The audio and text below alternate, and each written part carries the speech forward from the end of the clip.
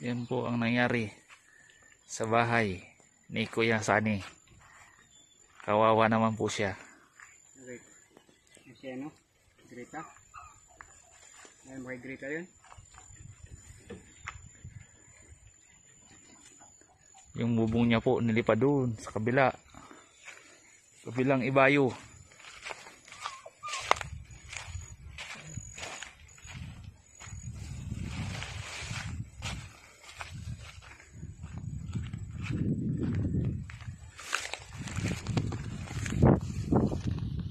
Andun po yung kanyang bubong. Ayun.